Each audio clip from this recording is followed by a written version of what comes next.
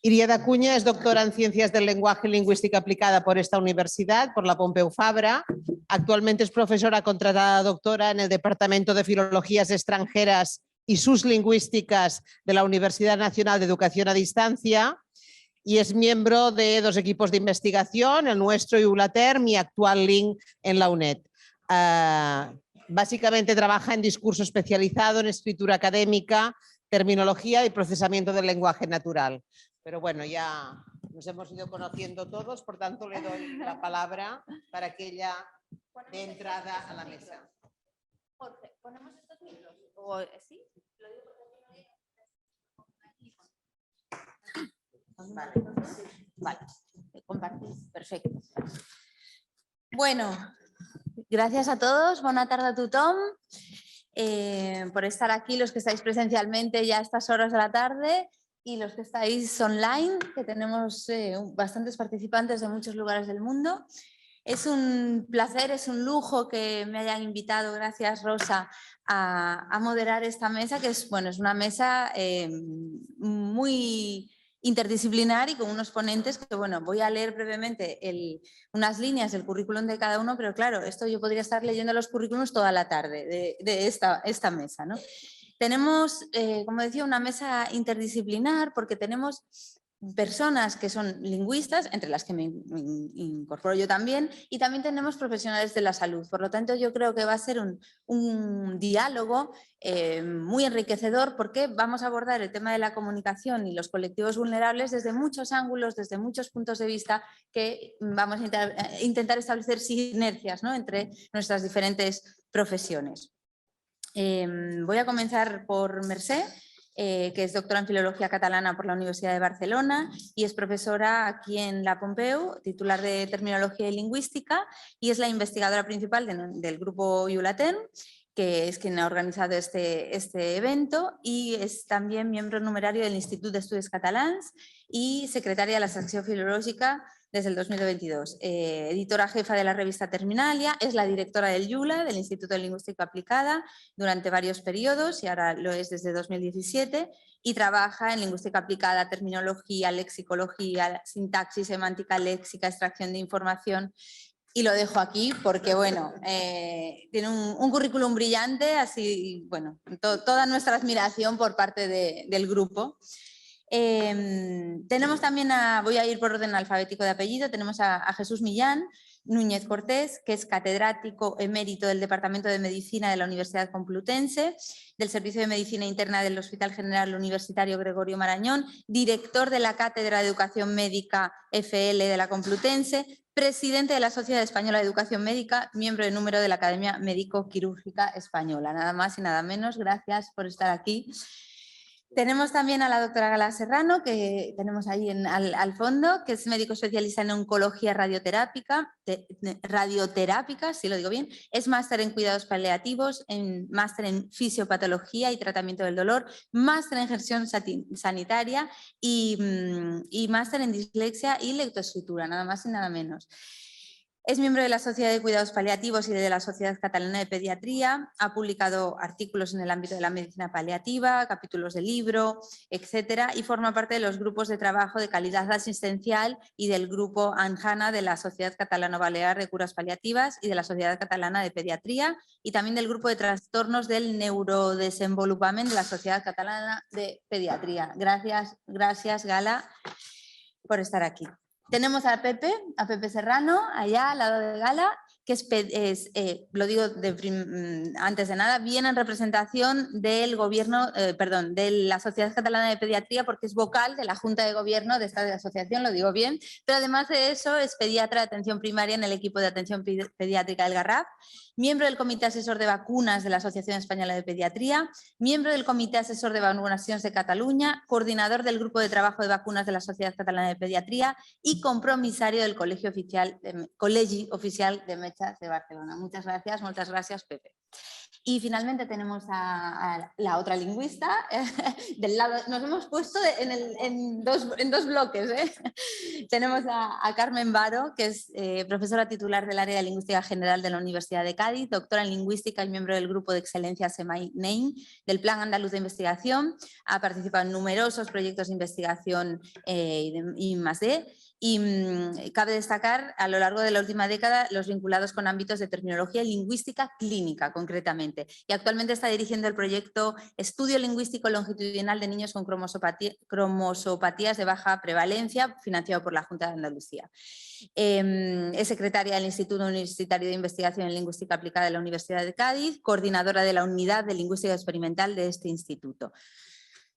Como veis, tenemos un panel de lujo.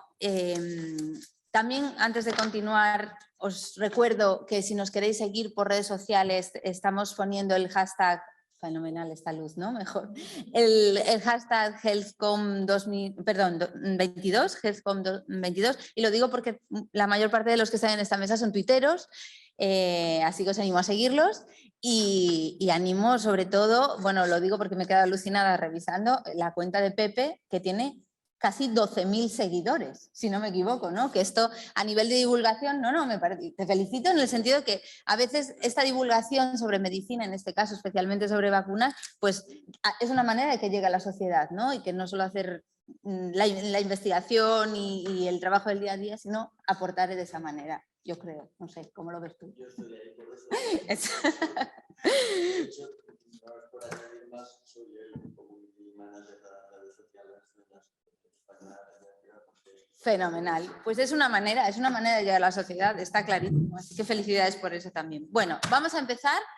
Vamos a intentar ajustarnos al tiempo y que esto acabe a las 5:30, porque todos tenemos muchos compromisos. Y voy a lanzar la primera pregunta, porque recordemos que el título de la mesa redonda es Comunicación sobre salud en colectivos vulnerables. Entonces, la primera pregunta que lanzo es si bajo vuestro punto de vista, ¿en qué colectivos concretos vosotros pensáis que tiene más repercusión una comunicación sobre salud adecuada? Vamos a empezar, si os parece bien, por los lingüistas, por Mercè y por Carmen. Vamos a ver este punto de vista y luego pasamos a los profesionales de la salud. Adelante, Mercè. Bien, no sé si somos los más indicados para empezar, los lingüistas, pero sí que desde el punto de vista de la lingüística y de la sociolingüística en general, yo creo que uno de los principales avances en estos últimos años en este ámbito de estudio es considerar que las comunidades nunca son homogéneas. La primera cuestión, ¿no? Las comunidades tanto de pensamiento como de habla, como los colectivos profesionales, como estos colectivos en salud que son profesionales, pacientes directos y familiares de pacientes, son todas muy complejas y que por tanto todos tienen sus necesidades específicas, no hay necesidades homogéneas en general. Sí que es verdad que en esto de la pandemia ha nacido otra necesidad, ¿no? Porque era entender que la población en general, en estos efectos pandémicos, es un todo, ¿no? Y tiene que recibir también unos impactos. Pero fuera de estos ámbitos de pandemia o de educación, si queréis, de salud o de prevención de salud general, en la mayoría de casos creo que el trabajo está tanto en los hospitales como en los que nos dedicamos a la investigación en poder describir muy bien estas comunidades para ver sus necesidades. Bueno, yo en este caso, bueno, sobre todo de la lingüística, creo que nos interesa muchísimo no solo hablar del discurso, de la aportación que podemos hacer en cuanto a los discursos que se crean, que se diseñan en el ámbito clínico, también desde el punto de vista de la terminología, y también desde la intervención, desde nuestra modesta posición, en cuanto a dar visibilidad a estos colectivos, ¿no? y hablar de ellos también en cuanto a las necesidades que presentan en su comunicación en el ámbito clínico.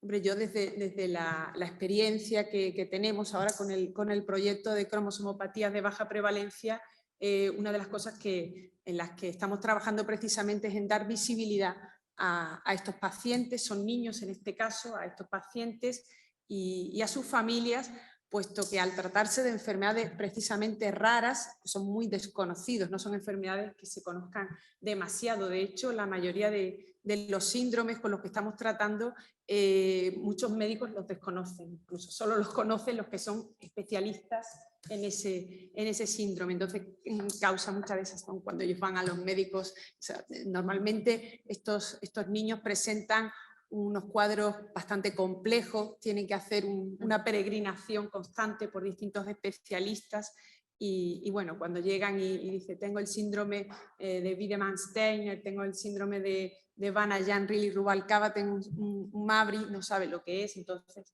se sienten un poco desatendidos e incomprendidos. Es difícil porque son tantas las enfermedades raras, son bastantes, sobre todo bueno, con las que estamos tratando, que son las genéticas, son aproximadamente un 80% de las enfermedades raras son de base genética, y eso hace que estos pacientes, por lo que ellos nos vienen relatando, ya digo, en el marco de este pequeño proyecto con el que estamos trabajando muy estrechamente con la familia, se sienten incomprendidos en cuanto a que de entrada a veces ni siquiera llegan a tener un diagnóstico, y cuando tienen la etiqueta tampoco la entienden muy bien. Los informes médicos con los que estamos trabajando tampoco son comprensivos para ellos, no los entienden, y en ese sentido pues existen plataformas, ¿no?, que están empezando a dar difusión de esas enfermedades raras. Pienso en el caso de FEDER o Eurorbis en el ámbito europeo, pero es todavía poco lo que se ofrece.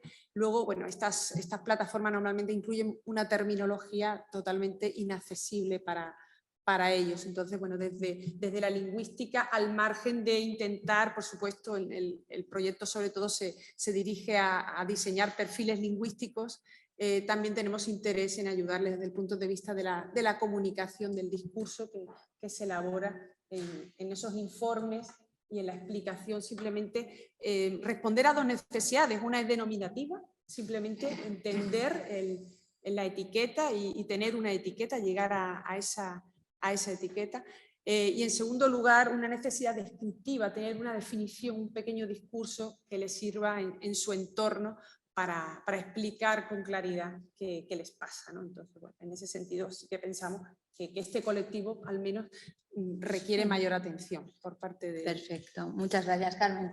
Y del lado de los profesionales de la salud, ¿qué opináis vosotros? Pues la Providencia ha querido que esté yo aquí porque voy a profundizar un poquito más.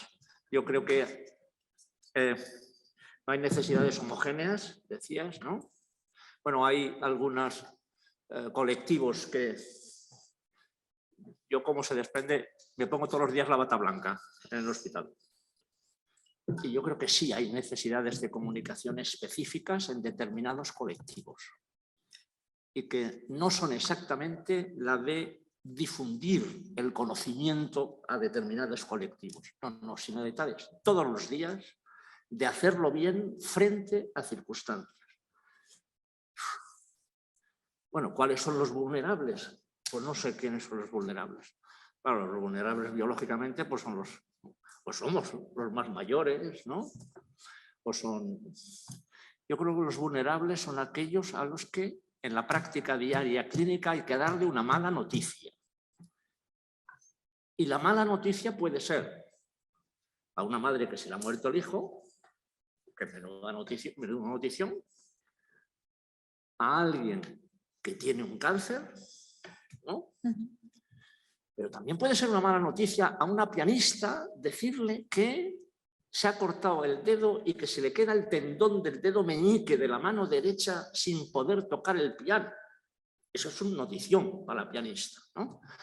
Por lo tanto, hay que identificar, hay que comunicar bien con el paciente siempre, ¿no? Pero en estas circunstancias en las cuales es muy importante el mensaje que tú tienes que dar, yo creo que sí que son colectivos. Para hacer, no hay que ser muy sofisticado y muy ortodoxo, pero para hacer de forma sencilla y eficaz y sin faltar a la verdad, de la forma que sea, decirle lo que se le tiene que decir, ¿no? Muchas gracias. Esto también, ahora querré saber la opinión de Pepe y de Gala, pero esto enlaza con algo que habíamos comentado, como decía Pepe, en nuestros correos previos, es ¿se dan igual las noticias malas que las buenas? Porque claro, aquí hay un factor que influye también. No sé, Pepe, si quieres aportar sobre los colectivos vulnerables y sobre esta idea. Bueno, mientras hablaban los compañeros, que por cierto, yo no sé si es característica de las lingüistas, que habléis tan rápido, pero nos ahogamos solo de oíros. Agüita. Una vez dicho esto, Pero se ha entendido. perfectamente. Eso es lo importante, que llegue el mensaje. Como yo soy pediatra, pues considero que mis clientes son todos vulnerables, porque son niños. Partiendo de esa base, pues, y troncando un poco con lo que decía Carmen de la genética, pues dice nuestra directora general de Salud Pública que es más importante el código postal que el código genético. Entonces, esto puede ser que sea cierto en Barcelona, pero donde yo trabajo, que es una población de 15.000 habitantes, que recoge gente de nivel social muy alto que viene a trabajar a las multinacionales de Barcelona, a la par que recoge los que dan servicio a esas mansiones, estoy hablando de Sitges, pues el código postal no tiene nada más mínima intervención porque hay una combinación, quiere decir que no podemos poner un hito como para marcarnos que eso es lo que condiciona la vulnerabilidad, sino que yo, por ejemplo, has dicho que soy muy de vacunas, efectivamente, para mí el mejor calendario vacunal no es el que dicen aquí, el que dicen allí, el alemán o el español. El mejor calendario vacunal es adecuar las vacunas al niño y a la familia que tenemos delante. Entonces, la persona vulnerable es la que como profesionales en ese momento tenemos delante. Aparte de esto, pues nos movemos en un entorno muy cerrado, pero tenemos que considerar que el mundo cada vez está más globalizado. Es un tópico, pero es así y no es lo mismo la vulnerabilidad que nosotros podemos considerar aquí que la que tengan en países de bajo índice de desarrollo humano que cada vez vienen más a visitarnos o incluso a quedarse a vivir entre nosotros. Hasta aquí, de momento, mis aportaciones. Muy interesante. Gracias. Gala, cuéntanos. Bueno, claro, a mí cuando has preguntado de los colectivos vulnerables, obviamente porque soy oncóloga y ahora ¿no? soy la jefe de servicio de cuidados paliativos del Instituto Catalán de Oncología. Claro, me viene precisamente las personas que tienen ¿no? una amenaza vital de su propia condición, ¿no?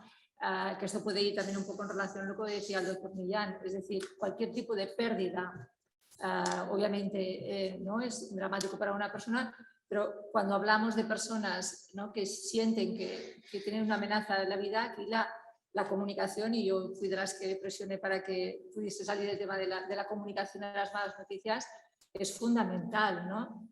Recuerdo unas palabras de que fue paciente oncológico y era médico, de las palabras del doctor Jubel, que decía, el ponerse el barret, ¿no? El sombrero de paciente, recuerdo que nos dijo, ¿no? Y además está escrito en todos sus libros, es algunos médicos, pero esto yo lo haría extensión a cualquier persona, pero bueno, él sí que decía, algunos médicos te oyen pero no te escuchan, ¿no? Y algunos médicos, la gran mayoría, te informan pero no te comunican, ¿no? Entonces, bueno, es este plus que tiene el poder comunicar bien y que tenemos una responsabilidad tremenda de que los profesionales, especialmente que se van a dedicar a la educación, como vosotros, los lingüistas, y los de profesionales de la salud, tengan una formación exquisita en cómo dar malas noticias o en general cómo comunicarlas. Muy bien, muy interesante, me encanta. Vale, entonces, por lo que estáis contando, entendemos que no hay un único tipo de comunicación en salud, sino que puede variar en función de quién tengamos delante, de las circunstancias de quién tengamos delante, del colectivo, etc. Entonces, la siguiente pregunta que va en esta línea es si vosotros consideráis que es necesario adaptar el lenguaje médico, esta comunicación, al colectivo vulnerable, sea por el motivo que sea que tenéis delante, pues sean pacientes pediátricos, oncológicos, en paliativos, etc. Y si consideráis que es necesario adaptar ese lenguaje al destinatario, ¿cómo lo hacéis en vuestro día a día profesional? ¿De qué manera concreta lo lleváis a cabo? Y ahora voy a empezar otra vez por los profesionales, por Jesús, por ejemplo. Claro, yo creo que es necesario adaptarlo. A propósito de los enfermos tumorales, a propósito de los enfermos tumorales y de la comunicación, es que yo creo que aquí entre los clínicos y los lingüistas hay una separación física, no de concepto, porque todos lo entendemos, sino física, en los aspectos de interpretar lo que es la comunicación. Nosotros interpretamos la comunicación nuestro contacto con el enfermo, no que ese contacto sea correcto y ortodoxo desde el punto de vista lingüístico. Y por tanto te contesto a la pregunta. Cualquier forma que el enfermo lo acoja bien y lo entienda, me vale. Cualquier cosa. Por ejemplo, no decir nada. El silencio es algo muy importante a veces en la comunicación, como en la música. Siempre los compositores de música dicen, oye, que lo más difícil es el silencio, cuando no hay ni una nota. Bueno, pues en nuestro contacto con el enfermo, el silencio es muy importante. Es muy importante. Por tanto, me sirve lo que le sirva a él. Y lo que pasa es que yo tengo que haber aprendido, porque eso sí hay que aprenderlo, en los que enseñáis, ¿no?, comunicación, yo tengo que haber aprendido a hacerlo bien, pero no a emplear una palabra, un término, o no. Si tuviéramos que emplear en términos ortodoxos el lenguaje en medicina, estábamos perdidos. Pero ¿cómo vamos a utilizar? ¿Cómo queréis interpretar que llegue una señora y me duele a lo largo y ancho de todo mi cuerpo? Bueno, ¿pero esto qué significa? ¿No? Hay que adaptarlo, claro que hay que adaptarlo. Hay que adaptarlo a la realidad. Pero me vale cualquier forma que sea eso, sencilla y eficaz. Y lo que comentaba de los enfermos oncológicos, para que veamos un poco la diferencia. Nosotros hicimos hace muchos años y se publicó, en los que le preguntábamos, como los enfermos oncológicos es uno de ellos, a los cuales hay que darle la mala noticia, sin ocultarle la verdad, hombre, pero tampoco utilizando palabras hirientes, ¿no? Porque a veces la palabra cáncer hace más daño que la propia enfermedad, ¿no? Si a usted le diagnosticaran un cáncer, ¿le gustaría que se lo dijeran? Sí, un porcentaje altísimo contesta que sí. Sí. Si a su madre le diagnosticaran un cáncer, ¿le gustaría que se lo dijeran? No.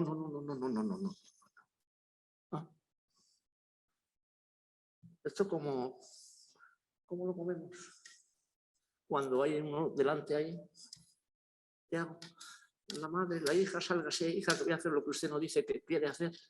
No, el médico lo tiene que valorar y hay que adaptarse permanentemente. Supongo que hablaremos de COVID. ¿Cómo se le dice a un enfermo de COVID que no tiene familia, que no se puede? Que se ha terminado. Que hasta aquí hemos llegado. Que se ha terminado. ¿Cómo se le dice?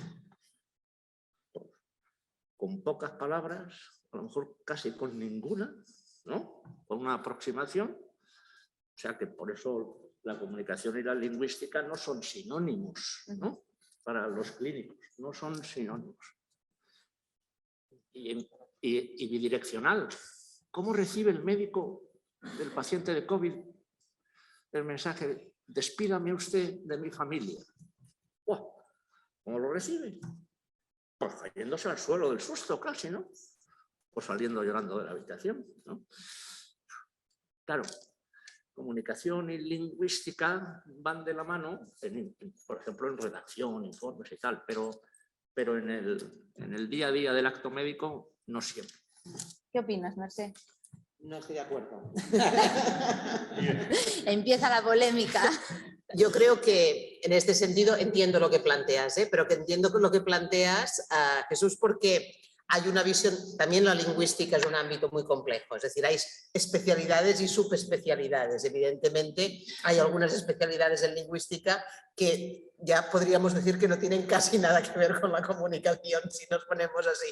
Pero en realidad, en lingüística aplicada sobre todo, y desde que la pragmática se ha impuesto como un modelo también de entendimiento, sí que hay muchísimos lingüistas para los cuales la comunicación no es ni correcta ni incorrecta. Esto para nosotros es un concepto que ya no existe. Esto para los puristas de la lengua de hace muchos años o muchos siglos. En este momento ¿la comunicación es efectiva o no es efectiva? Esta es la primera cuestión. Y después hay, evidentemente, la adecuación del mensaje y la adecuación de las formas a todos los niveles y a todos los canales, porque la comunicación oral es precisamente uno de los grandes retos para el análisis también y por tanto los silencios también son lingüísticos para nosotros, es decir que esta distancia es más sobre el papel seguramente, sobre la historia de las dos disciplinas que sobre la realidad. Yo creo que por eso estamos aquí, ¿no? Porque precisamente la evolución de ciertos lingüistas, la evolución también de ciertos médicos con este interés de mejorar estas cuestiones van un poco de la mano. Yo creo que tenemos que encontrar pues, bueno, estos caminos de concordia. Yo creo que hemos dicho lo mismo de distintas palabras. Sí, porque te digo, no es una cuestión de que la lingüística sea distinta a la comunicación. Son dos cosas distintas. La comunicación es más que la lingüística. Seguramente, claro, sí, seguro.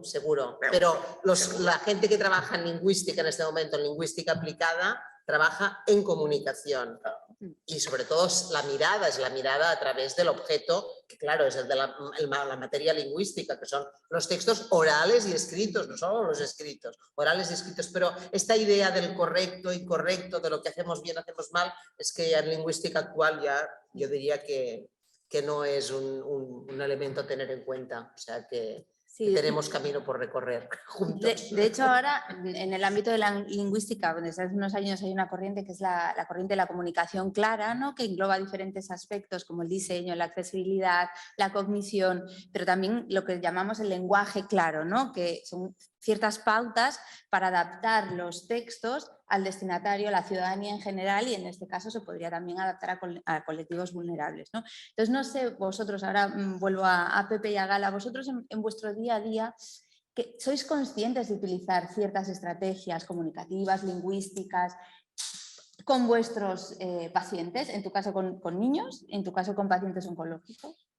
Bueno, yo en mi caso, además de las estrategias que ha dicho ella, añado dibujos y yo que no tengo ni idea de dibujar, pintarrejos, pero más para los padres y madres que para los niños, porque yo siempre que les doy la receta impresa donde sale la pauta de tratamiento divinamente explicada, le doy la vuelta y por detrás les pinto, no escribo, pinto de mi puño y letra, dibujo un inhalador, si hay uno blanco y uno azul, al blanco le pongo una B y al azul le pongo una A, hago un organigrama de cuando se lo tiene que dar y al final se lo acaba explicando el niño al padre o a la madre porque lo ha entendido antes el padre que la madre. Quiere decir que la estrategia de comunicación incluso va más allá de estos términos tan puristas que estamos hablando, y comunicación pues también es pintar, también es dibujar y también es poner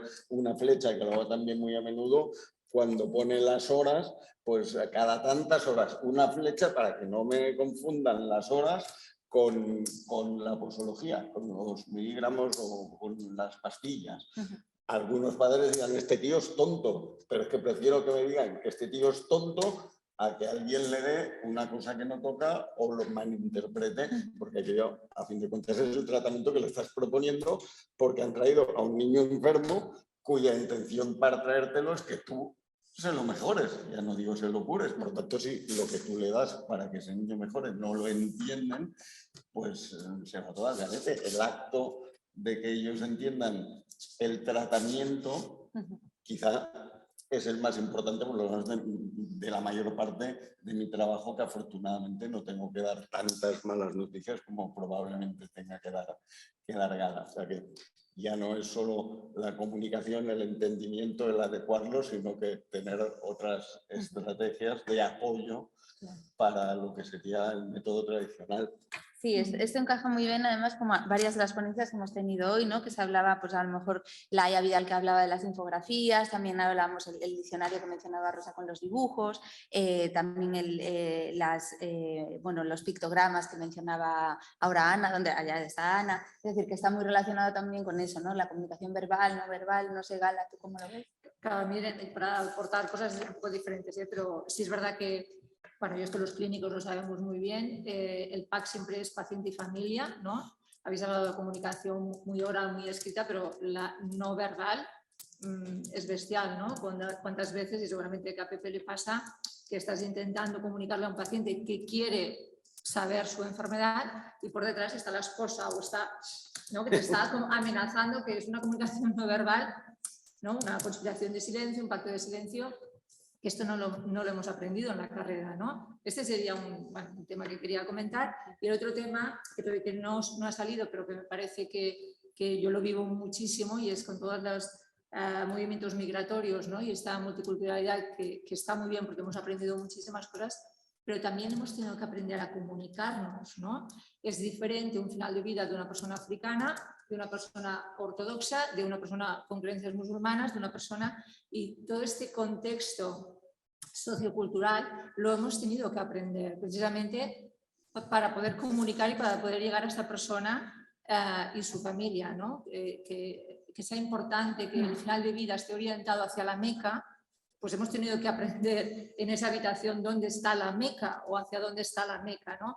Bueno, he puesto un ejemplo así como muy concreto, pero que, como digo, esto pues muchos más, ¿no? Y obviamente a la pregunta de adaptarse al colectivo vulnerable, pues muchísimo, ¿no? Y esto, pues desgraciadamente no nos lo han aprendido en la carrera, pero que, bueno, lo hemos tenido que aprender muchas veces a base de tortas, ¿no?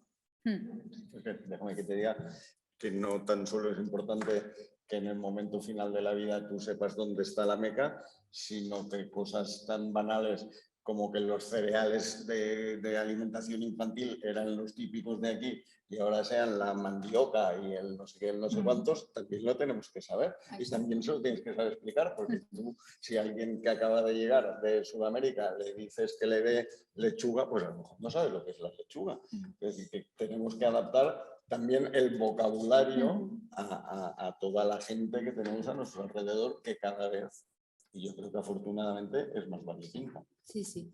Sí, es súper interesante todo lo que estáis diciendo. Ahora estamos hablando bastante desde el punto de vista de los profesionales de la salud como productores, ¿no? Como los que emitís el mensaje para que os comprendan, pero también me gustó mucho Josep Lluís Barón en la conferencia de esta mañana, que hablaba de la importancia de potenciar vías de comunicación donde se exprese la voz del paciente, porque esto también a nivel cultural también tiene mucha implicación. No sé esto cómo lo veis vosotros.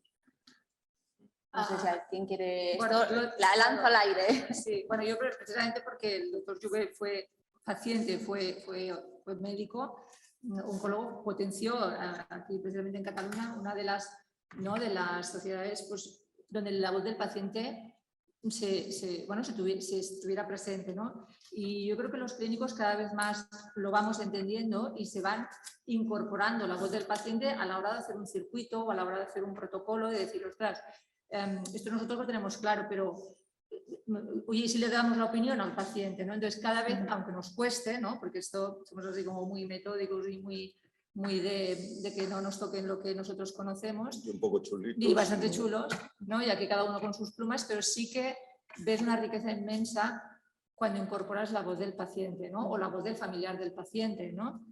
Porque realmente ellos piensan en cosas que nosotros no lo habíamos pensado y dicen, es verdad, es muy básico, ¿no? El que se respete la confidencialidad de datos, el de que no salga la enfermera en la sala y diga, Pepe Pérez, ¿dónde está?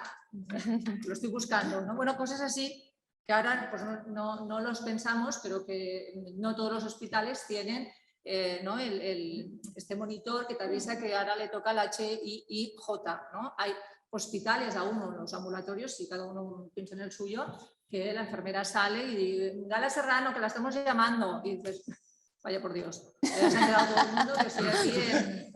Que al final diste positivo. Exacto, ¿no? Por ejemplo, ¿no? Vale, era esto. Bueno, Carmen, Quería creo que quería ahondar un aportar poco Carmen. en el papel que tiene la lingüística. Estoy de acuerdo con lo que ha señalado Mercedes sobre la importancia que tiene la adecuación, no solo a la corrección. Durante mucho tiempo se ha asociado lo lingüístico, ¿no?, a eso que nos dedicamos a limpiar, a filtrar, a dar esplendor a la lengua, ni mucho menos. Tenemos que describir el lenguaje tal y como es, en todas sus formas, en todas sus manifestaciones, y a partir de ahí, sobre todo desde el ámbito de la lingüística aplicada, venimos desarrollando durante bastante tiempo ya estrategias que vienen a salvar dificultades en la comunicación. Y nos interesa la comunicación, no solo esa abstracción que son las lenguas, ¿no? Y que, bueno, ha sido también objeto de estudio durante mucho tiempo, ¿no? Nos interesa la comunicación y sobre todo la adecuación, en este caso, a las distintas situaciones comunicativas.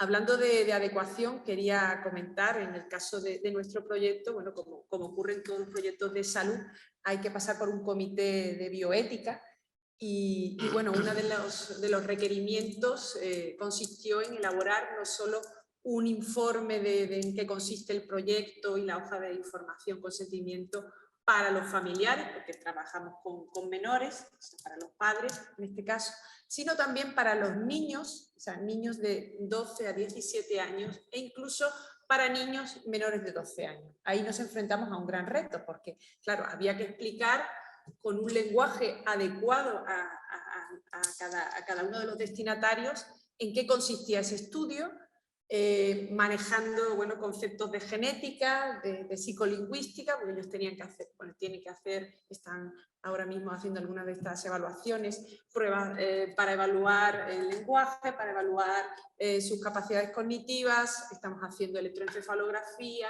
pruebas de registro ocular. ¿Cómo le explicas eso no solo a la familia, ¿no?, cada uno con su nivel, sino también a los pequeños? Echamos manos de dibujos, de bueno, todo tipo de gráficos y demás, hasta que después de 3 versiones distintas hemos logrado pasar ese comité bioético, ¿no?, que era el primer filtro para poder llevar a cabo esta investigación. Y fue un ejercicio interesante porque uno no se pone en la situación hasta que no le toca, decir, ¿cómo me voy a dirigir a esta gente, ¿no? Yo que no soy médico ni trato con enfermos, ¿no? Ahora que me pongo con un proyecto de clínica, ¿no?, con compañeros de la medicina, pero al final los lingüistas éramos los que lideramos aquello y no teníamos ni idea cómo afrontarlo, y fue una experiencia muy interesante. De hecho, ahora que estamos elaborando los informes para la familia, nuestra idea es, además de hacer un informe mucho más técnico, que va dirigido a otros especialistas, también para los colegios y demás, hacer un informe solo para la familia, donde se vea, donde se explique con claridad.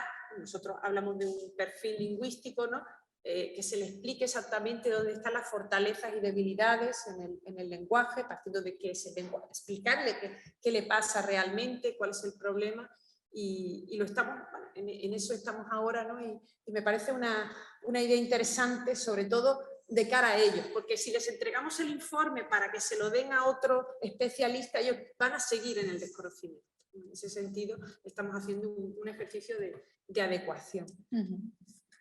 Adelante, Jesús. Una variante sobre los pacientes. Estoy de acuerdo en que hay que tenerlos en consideración a la hora de la bidireccionalidad. Nosotros tenemos, desde el punto de vista clínico, muchas veces auténticas dificultades para comunicar con los pacientes en base a que no sabemos lo que nos dice. No, pero es que no tiene por qué saberlo. No tiene por qué saberlo. Nosotros tenemos que traducir lo que él dice, ¿no? El cómo lo dice, pero eso es como consecuencia de que nosotros utilizamos una jerga en medicina, ¿no? Y ellos también utilizan una jerga interpretativa. Y por lo tanto, a veces tenemos que bandear, ¿no?, hasta saber auténticamente qué es lo que me está queriendo decir, ¿no? Y lo mismo si nosotros utilizamos nuestra jerga, está un poco pedante que utilizamos, ¿no?, Porque claro, el enfermo no sabe lo que es el abdomen. Si yo le pregunto, ¿le duele el abdomen? No sé, ¿no? ¿O tiene alguna enfermedad importante? Pues usted sabrá cuáles son las enfermedades importantes. Es decir, lo tenemos que hacer nosotros bien, pero la comunicación también es bidireccional. Claro, lo que es el lenguaje médico tiene una polisinonimia importante. La misma cosa se llama de distintas maneras, para nosotros y para ellos. Y la misma palabra puede significar distintas cosas, para nosotros y para ellos. Con lo cual, claro, eso es un garigay, ¿no? Un guirigay, ¿no? Claro, ¿qué ocurre? Que si encima los médicos, porque me parece que eras tú quien la comentaba, no sé si luego lo comentaremos o no, pero tenemos déficits formativos en aspectos relacionados con la comunicación, porque no es difícil encontrar los planes de estudios y cosas por el estilo, pues al final nos encontramos con que los médicos sabemos mucha lexicología, muchas palabras, por decirlo de alguna manera, pero poca gramática, para poder expresarlo, ¿no?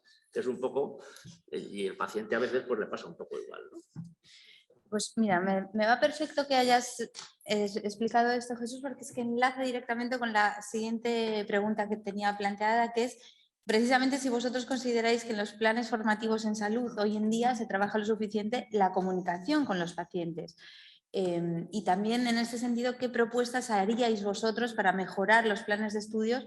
Y en este caso teniendo sobre todo en mente los colectivos vulnerables, ¿no? Lo que hablábamos antes. No sé si quién se anima a empezar. Bueno, en salud los planes de comunicación con el paciente se trabajan actualmente entre 0 y nada.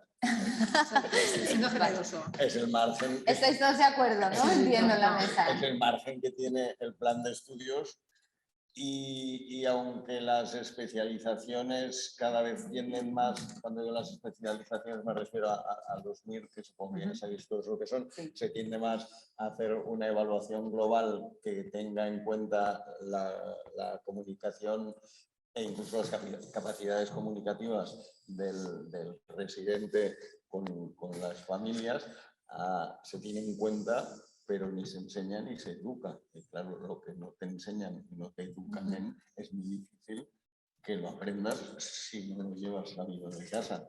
Por tanto, aquí hay un déficit brutal. Déjame que diga un par de cosas que me he quedado con ganas de Claro que decir sí, lo que de antes. necesites. Llevamos muy bien de tiempo. De lo que decía Carmen sobre las pruebas estas de, o sea, el consentimiento informado de menores, pues hombre, yo tengo experiencia porque cada trabajo que hacemos, y sí que es cierto que ahora últimamente, lo último que estamos haciendo, nos están pidiendo un consentimiento informado específico para menores de 12 años, que tienen que firmar o que verificar los padres que los acompañan. Y sobre lo que decía Gala, de darle voz a los pacientes, pues cada vez se está dando más voz a toda la ciudadanía desde el punto de vista de que, por ejemplo, ahora en la Societat Catalana de Pediatría hemos trabajado en un plan de alimentación saludable del Ayuntamiento de Barcelona y uno de los últimos pasos es ponerlo en consideración de la ciudadanía para que ellos opinen.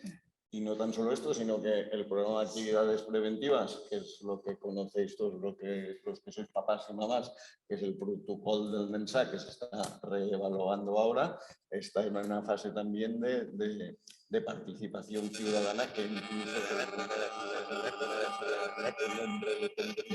para que fuese más atractivo, y a mí me parece que darle consideración a la gente y a las personas que van a usar una herramienta, aunque los principales usuarios de esta herramienta seamos los profesionales, pero los destinatarios en ellos, me parece fantástico que la ciudadanía opine y tome parte en estas cosas.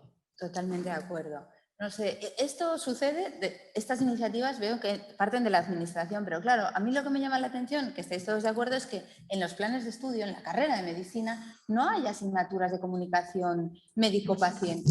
No sé qué opináis. A ver, todo el mundo conoce que en el año 8, me parece, 8, 9, ¿no? Del 8 al 12, se introdujeron en los planes de estudio las modificaciones que provenían de Bolonia, no de Bolonia, sino del proceso de Bolonia, ¿no? Vale. Bueno, no hay facultad de medicina que no haya introducido competencias en el área de comunicación, en su mapa de competencias. Transversales. Un momentito. Yo voy a decir lo mío porque participé en el mapa de competencias de Complutense. 1129 competencias predefinidas. Saber tomar la tensión, saber no sé qué, saber cómo está.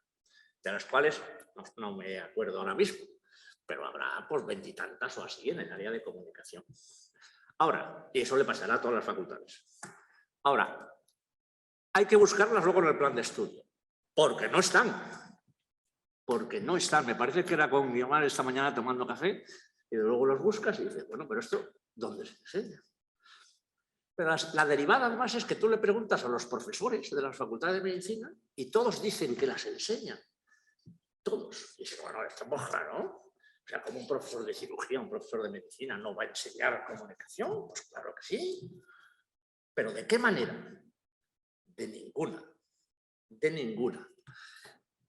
Claro, pertenecen a lo que se llama competencias transversales, que en realidad lo que deben de hacer es infiltrar los planes de estudios para que el alumno lo vaya aprendiendo desde el primer día que sube las escaleras de la Facultad de Medicina hasta el último día que las baja. Y luego sigue como residente, etc., ¿no? No sé si es del todo acertado el decir, bueno, es que tiene que haber asignaturas. Porque claro, las competencias transversales tienen una forma de enseñarse que son distintas a las competencias del resto. Nosotros somos un hacha estudiando la patología médica del aparato digestivo y del aparato circulatorio. Pero enseñando comunicación o enseñando humildad o valores propios de la profesión médica, pero eso no sabemos, ¿no? Eso no sabemos. A lo mejor encontramos buenos ejemplos para que el alumno aprenda con el ejemplo, que es una forma magnífica de aprender las competencias transversales, ¿no? Por lo tanto, yo creo que son más que decir, aquí hay 2 asignaturas, aquí hay 3. También es verdad que hay aspectos conceptuales y teóricos de la comunicación que se pueden enseñar en un aula, ¿no? Pero la mayoría no se puede enseñar. La mayoría se tienen que aprender con otra serie de actividades. Y evaluar con otra serie de actividades. Pues con Roger Pratt, el juego de roles, viendo vídeos, con problemas, con no sé qué, con una serie de cosas, con dilemas, en fin, así es como se debe de aprender, y sobre todo con el ejemplo. Es decir, nadie que no haya practicado una cosa la puede ejercer bien en medicina. Si a mí me han dicho, yo soy internista, pero si yo esta noche me estudio cómo se opera una vesícula biliar, les aseguro a ustedes que mañana saco matrícula en el examen. Y nadie podría pensar que yo estoy capacitado para operar vesículas. No. Hay que aprender a hacer. Hay que aprender bien, etc. Y eso es lo que pasa con la comunicación, ¿no?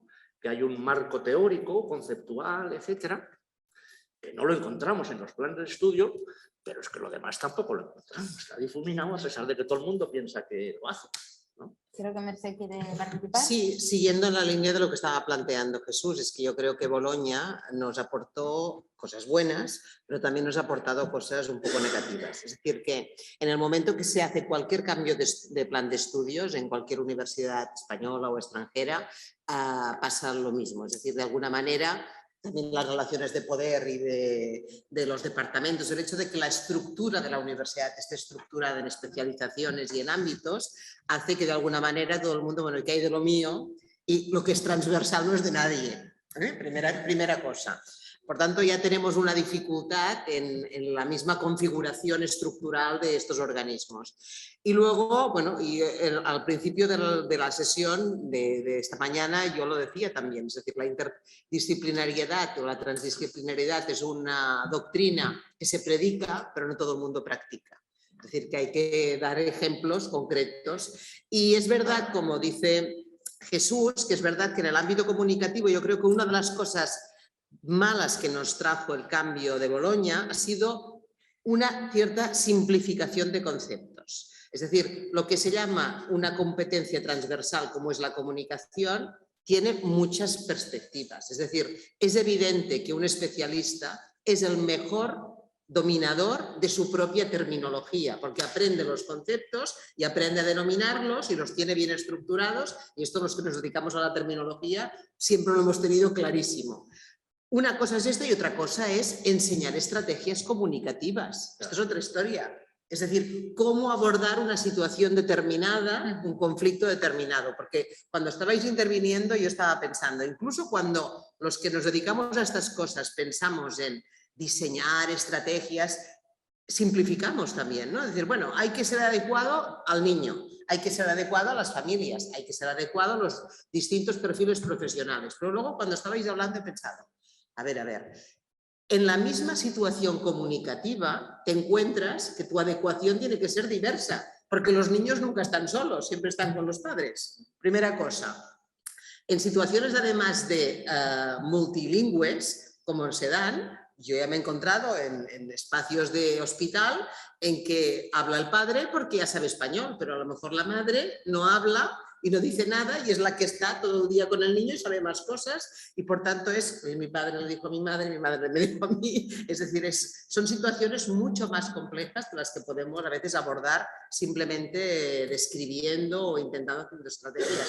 Pero yo creo que, como decís, es decir, aquí se necesita ser muy pesado en los organismos en los que trabajamos, pues para que vean que las competencias transversales no son un todo y no todo se puede hacer simplemente con ciertas prácticas, que hay algunas que hay que introducir. Y Gara ponía el ejemplo esto del multiculturalismo, es decir, esto es una realidad que tenemos aquí y cómo se aborda, es decir, esto no se aprende de un día para otro. Por tanto, si la sociedad es distinta, en algún lugar, yo no sé si tiene que ser en la carrera o tiene que ser antes en el bachillerato, pero esto lo tiene que conocer el que después se hará profesional de alguna cosa, ¿no? Vale, Sí. ¿qué vas sintiendo con la cabeza? ¿Qué opinas de esto? No, ¿Qué bueno, propuestas harías tú? No, una amiga ya lo habéis comentado, ¿no? Es insistir muchísimo en que antes de ser un buen profesional de la educación, un buen profesional de la salud, tienes que tener esto que es muy transversal, me ha gustado la frase, se predica pero no se practica, y el profesional lo tiene que abordar y lo tiene que aprender, ¿no? Cómo atender el paciente triste, cómo atender el paciente enfadado, cómo atender a la mamá de que al niño le vas a diagnosticar un cáncer y, ¿no?, las decisiones del menor maduro, que eso lo he aprendido de los pediatras, ¿no? Claro, todo esto se tiene que aprender, porque si no, luego puedes llegar a hacer mucho daño, ¿no? Sin mala fe, pero bueno, una mala comunicación, si ahora no nos vamos a entretener porque no tenemos tiempo. Pero este ejercicio lo hago siempre cuando voy a explicar cómo comunicar malas noticias a los estudiantes de preescolar de quinto de medicina, y es recordar en un segundo, que ya todos tenemos una edad en esta sala, cuando nos comunicaron una mala noticia, ¿no? Si la gente hace esta mínima reflexión que dura 5 segundos, pues van a recordar perfectamente quién les la dio, cómo se la dio, con quién estaban, si estaban acompañados, si estaban solos, si era verano, si era invierno, ¿no? Y el mal o bien que pudo hacer aquel profesional que se la dio en función de sus competencias y en función de sus habilidades. Y esto ha llegado a hacer muchísimo daño a mucha gente, ¿no? Por lo cual sí que abogaría muchísimo a esta formación de pregrado, seguro. Pepe, ¿quieres comentar algo al respecto? No, estoy totalmente de acuerdo y que incido como he empezado que la formación es entrenada y cero, y lo que decía Mercè, pues que a veces no es que el papá entienda y la mamá no entienda, sino que a veces, especialmente en familias desde zona sahariana y del Magreb, el que entiende más es el niño. Y le tienes que explicar al niño lo que le tiene que explicar a su padre y asegurarte y después preguntarle que te diga lo que ha entendido y tú me dices lo que ha entendido. Claro, es que es como si tuvieses que hablar con un lenguaje de símbolos, con un intermediario por medio, porque si vienen las madres, puede que lleven mucho tiempo aquí, pero algunas, por condiciones religiosas y socioculturales, no salen de casa más que a llevar a los niños al colegio y a comprar acompañadas por el marido. Entonces, su nivel de cualquier lengua que nosotros podamos expresarnos es bajísimo y es el niño el que hace de intermediario para la transferencia de conocimiento que le estás haciendo. Muchas gracias. Pues voy a lanzar la última pregunta, a ver qué opináis y luego dejaremos un poco de unos minutillos por si queréis hacer intervenciones y acabar de cerrar esta tarde. Y la última pregunta que os quería plantear es ¿cómo consideráis que se está gestionando la comunicación sobre la pandemia y sobre las vacunas, que es por parte está relacionada totalmente con la pandemia, en los diferentes ámbitos de la sociedad? Pues en los medios de comunicación, en redes sociales, desde la política, desde la administración. ¿Cómo lo valoráis vosotros? No sé si alguien se anima. Yo pensaba que al final ibas a eliminar esa pregunta porque veo que por lo menos en las últimas semanas parece que la pandemia no existe, ¿no? O sea, que se ha minimizado bastante en los medios de comunicación. Sí que existe, por supuesto que existe, eso es lo que me llama la atención, que seguimos con la pandemia y ya se ha decidido no hablar más de ella, al menos en muchos medios de comunicación, ¿no? Es interesante, ¿no? Marcarnos al final cómo se gestiona todo esto, ¿no? A mí me ha interesado muchísimo el seguimiento del lenguaje que ha surgido en torno a la pandemia. Me ha gustado mucho la ponencia anterior sobre el tema, porque realmente ha tenido un impacto brutal en cuanto al léxico y en cuanto a... Me interesa también destacar los nuevos moldes que ha creado, que probablemente van a seguir con nosotros, ¿no? A la hora de generar nuevo léxico, ¿no? Quiero decir, La neología, sí, son usos neológicos que probablemente sean efímeros, ojalá, eso significa que desaparecerán con la pandemia, pero dejarán moldes, dejarán una huella que permitirá multiplicar estas capacidades productivas que tenemos las lenguas, ¿no? Es muy interesante, ¿no? Entonces, bueno, eso también forma parte del interés que tiene la lingüística, ¿no? Y en ese sentido también nos interesa tener una comunicación con el ámbito sanitario por ver cómo lo han visto ellos y cómo ven el seguimiento de todo lo que está sucediendo en torno al discurso sobre la COVID. Muy bien. Por resumir la respuesta, se ha gestionado rematadamente mal. Rematadamente mal. No sé, bueno, supongo que a mi izquierda sí, pero no sé si entre el público hay personas de la sanidad que hayan estado en primera línea. Pues nosotros, yo le puedo decir que en mi servicio de medicina interna hemos visto hasta septiembre pasado 7.000 pacientes ingresados con COVID. 7.000. 7.000. Solo en el servicio, no ya en el hospital. 7.000. Claro, si nos preguntan a los que hemos estado ahí cómo se ha gestionado, rematadamente mal. No se puede haber hecho peor. Por dos motivos. El primero, porque en realidad la población no se ha enterado de lo que pasaba, de lo que realmente pasaba. No se ha enterado. No se ha enterado. No se ha enterado de la tragedia. No se ha enterado la población de la tragedia. Y en segundo lugar, porque cuando se lo ha pedido la opinión, aquí ha opinado todo el mundo de lo que no sabía. Pues ya está. Pues, ¿qué más quieres para que eso haya sido rematadamente mal? No es fácil, ¿eh? No es fácil. Somos unos privilegiados, entre comillas. Asistir a la aparición de una nueva enfermedad, ¿no? Forma parte de la historia de la medicina, que es como formar parte de la historia de la humanidad. Somos unos privilegiados. Ahora, eso tiene mucho hándicap, ¿no? El hándicap que tiene, y Omar daba algunas pinceladas, es que nos enteramos cada día de lo que pasa cada día.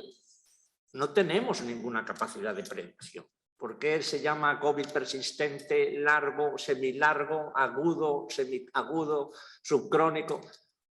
porque le vamos cambiando conforme los criterios nos vamos enterando. Bueno, yo hacía una intervención diciendo, si es que no nos hemos enterado sobre la marcha de que los tratamientos que teníamos no esto. Y ahora resulta que estábamos haciendo cosas. Claro, eso es muy complicado gestionarlo desde el punto de vista de la comunicación a la población en general. ¿Cómo lo comunicas? ¿Cómo? Sobre todo, a ver, en el siglo XXI, ¿no? Con medios y tecnología, ¿no? Pero se ha hecho mal.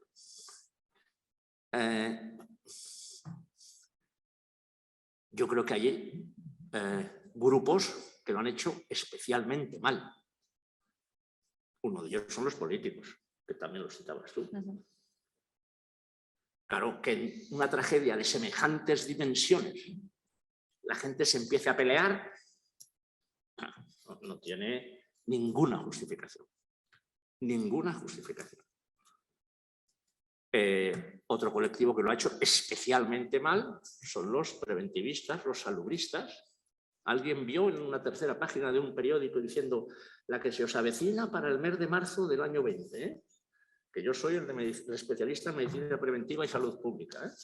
No, a ellos les pilló tan de sorpresa como a nosotros, exactamente igual. Eso sí, luego interpretar los resultados una vez que ya los hemos vivido, eso es muy fácil, ¿no? Tengo mis dudas del mundo económico, cómo lo ha hecho. Yo personalmente le reprocho algún tema relacionado con las vacunas. Ante un drama mundial como el que hemos vivido, en mi opinión, y esto pues naturalmente es opinable, nadie debería enriquecerse. Nadie debería enriquecerse. Por soltar una yo creo que las vacunas frente al COVID deberían ser pues como el genoma humano, patrimonio de la humanidad, tú. Porque es que no nos damos cuenta, pero la humanidad ha estado en riesgo. Es que la humanidad ha estado en riesgo. Y gracias a los investigadores, que a esos no les aplaudíamos y se merecían el aplauso más que los clínicos, quizás, ¿no? En la segunda fase, gracias a eso tenemos las vacunas, ¿no? Por lo tanto, todos los fondos necesarios para el desarrollo de investigación encima de la mesa, todos. Ahora, ganar dinero con eso a mí me chirría un poco, ¿no? Muchas gracias, Jesús. Hablando de vacunas, tenemos aquí a nuestro experto en divulgación y vacunas. ¿Qué opinas tú de la comunicación? ¿Cómo se ha gestionado Bueno, la esto? comunicación, Jesús, la parte de la política la ha explicado divinamente. Sobre epidemiólogos y salud pública, que antes ha salido una pregunta que ha lanzado alguien por ahí, pues hay que tener en cuenta que salud pública es una especialidad reglada, mientras que epidemiología no lo es. Normalmente no suelen tener puntos de discrepancia, salvo que sea en algún tema muy puntual, pero salud pública y preventivista es una especialidad reglada, mientras que epidemiología es una afición como vacunólogo. Creo que es una distinción importante. Salud pública, pues también estoy de acuerdo con él, es tema de prevención y en tema de prevención poco se hizo. A los medios de comunicación sí que les tenemos que agradecer que nos dieron la oportunidad a muchos de ser epidemiólogos, después fuimos vulcanólogos y ahora preparados porque vamos a ser todos especialistas en la viruela del mono, porque ya está la cosa ahí, o sea, ir leyendo lo que va saliendo al respecto. A los medios de comunicación, más que el interés comunitario, lo que les interesa realmente es el estado de cuentas trimestral que va en función de los anunciantes que ponen sus programas. O sea, que tampoco les tenemos que pedir mucho más de lo que nos ofrecen. Ellos saben quién se quiere anunciar y el rédito que le da, y en función de eso, y con los estudios de audiencia, programan lo que tienen que programar. No hay aquí distinción ni siquiera entre televisiones públicas y privadas. Las dos van absolutamente a lo mismo. Y sobre el tema de las vacunas, quiero apuntar que sí que es posible que nadie se tenga que enriquecer, pero que no es tan fácil, y menos una vacuna de este tipo, que pueda llegar a todo el mundo con la inmediatez que a todos nos gustaría.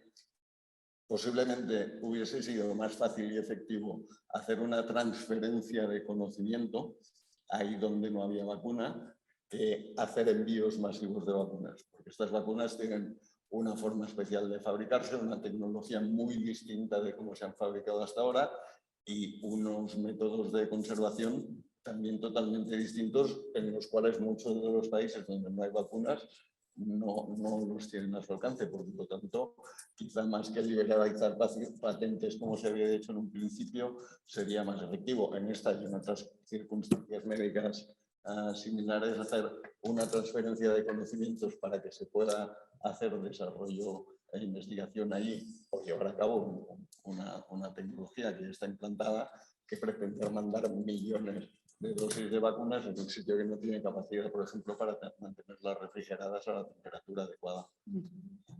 Muy bien, no sé si queréis participar. Sí, a mí se me ha ocurrido una cosa, porque cuando antes intercambiaban al final de la ponencia de Guiomar con Josep Lluís, se me ha ocurrido una imagen que tiene que ver con lo que estábamos hablando ahora del impacto en los medios de comunicación. A la comunicación hay comunicación lenta, comunicación de largo recorrido, maratones y caminadas largas, que sería la divulgación científica regular, cosa que en este país cada vez estamos más faltados de esto, tengo la sensación, y luego el gran impacto en los medios de comunicación. Y claro, el tema de la pandemia a mí me recordó, y no sé si estaréis de acuerdo con la metáfora, a lo de la guerra en directo.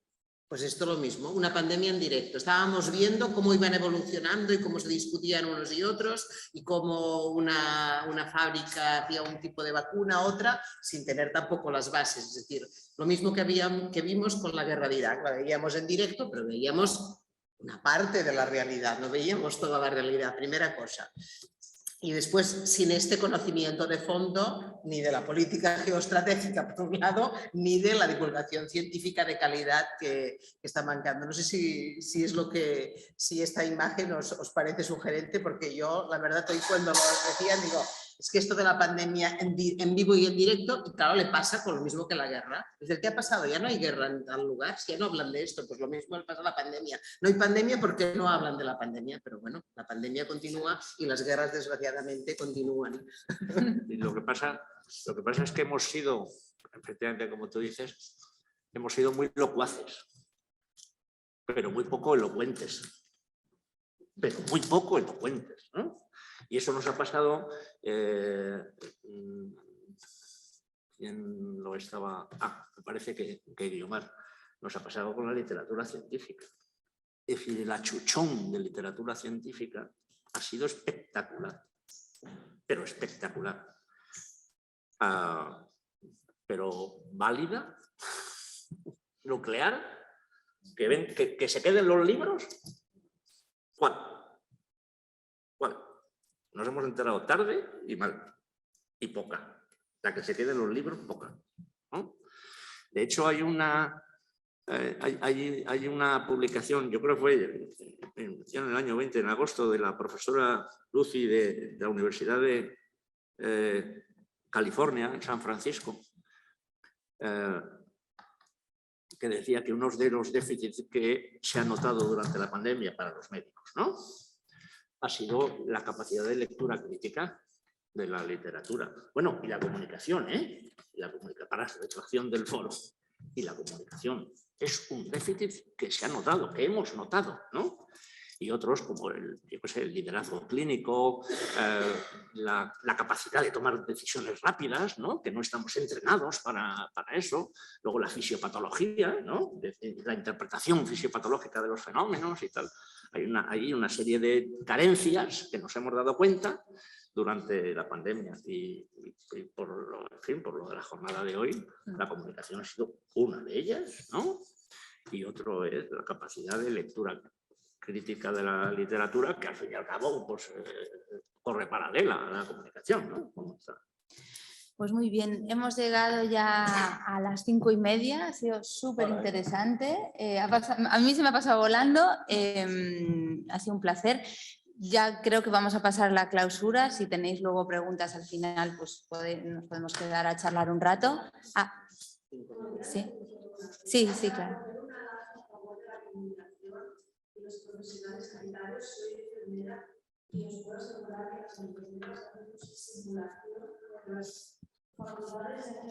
Se hace simulación de cómo hacer una técnica y de cómo comunicar cosas a los pacientes. Y eso quería que no se quedara sin decir, porque yo sé que no aprendí con simulación y agradezco mucho ahora poder ser docente y poder decirle a una paciente, poder decirle a una alumna de enfermería, ¿cómo le vas a decir al paciente que su madre tiene COVID y que seguramente no se va a poder despedir de ella, etcétera, etcétera?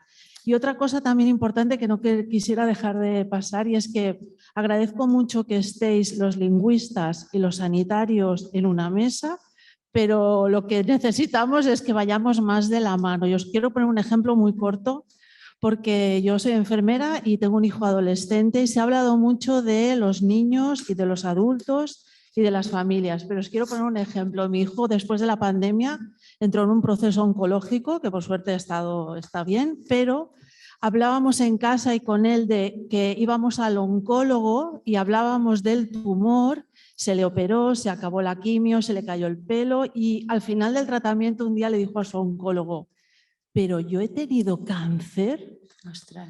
Para que veáis que habíamos pasado un proceso y a él nunca se le dijo la palabra cáncer y él alucinó como diciendo, pero yo he tenido cáncer. Y otra cosa, los médicos millennials también estamos en otro nivel, o sea, se comunican muy bien con los pacientes y yo cuando llego a la puerta y veo que es un millennial me siento tranquila porque sé que se va a comunicar muy bien conmigo, nada más. Gracias por dejarme hablar. Muchas gracias.